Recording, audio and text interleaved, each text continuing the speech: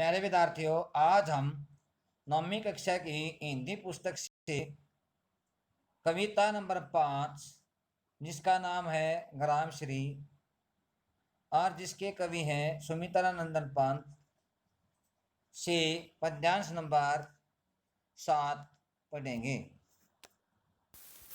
सबसे पहले हम प्रसंग लेते हैं।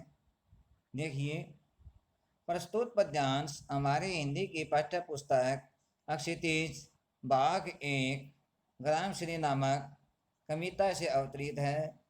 इसके कवि सुमित्रानंदन पंत जी हैं, जो कि एक गांव के प्राकृतिक दृश्य का वर्णन करते हुए कहते हैं। व्याख्या। हसमुख हरियाली हिम आतप।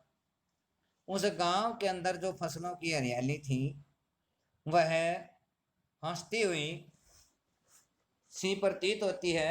हिम आतप शरद ऋतु में धूप के कारण, शरद ऋतु में धूप के कारण वह हरियाली हंसती हुई सी, यानी कि बहुत सुंदर दिखाई दे रही थी।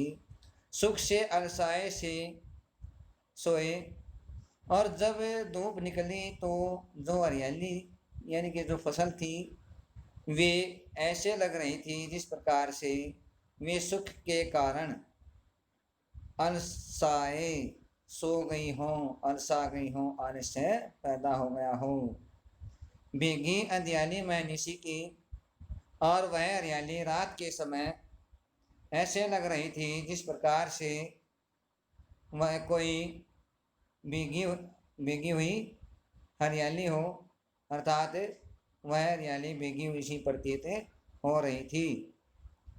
तारक के सपनों में से खोए, और रात के समय आकाश में जो तारे निकले हुए थे वे तारे ऐसे लग रहे थे जिस प्रकार से वे सपनों में खो गए हों।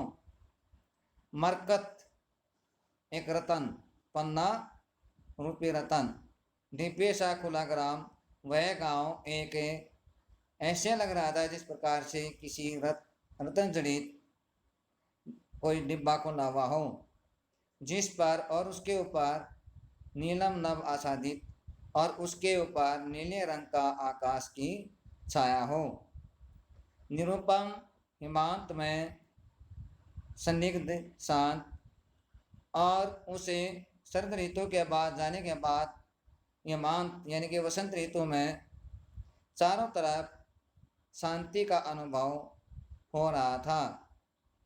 निज शोभा से हरता जनमन, और उस हरियाली के कारण वह गांव अर्थात उस गांव की शोभा सभी के मन को हरती थी। विशेष भाषा सरल सहज और भावानुकूल है। नंबर 2, तत्सम तद्भव शब्दों का सुंदर प्रयोग किया गया है। नंबर 3, उपमा अलंकार मरकत डिब्बे शाम में उपमा अलंकार का सुंदर प्रयोग हुआ है। और नंबर अगला, कवि ने गांव के प्राकृतिक दृश्य का सुंदर प्रयोग किया है, अर्थात उसका वर्णन किया है। उससे अगला नंबर, वर्णात्मक शैली का सुंदर प्रयोग हुआ है। इस पद्यांश में प्रसाद गुण के कारण यह पद्यांश बहुत ही सुंदर दिखाई दे रहा है। प्रस्तुत पद्यांश की सप्रसंग विशेष सहित व्याख्या साफ कॉपी में लिखनी और याद करनी है। नंबर 2, एक प्रश्न उत्तर सहित दिया गया है, उसे प्रश्न को ठीक तरह से समझकर साफ कॉपी में लिखना और याद करना है।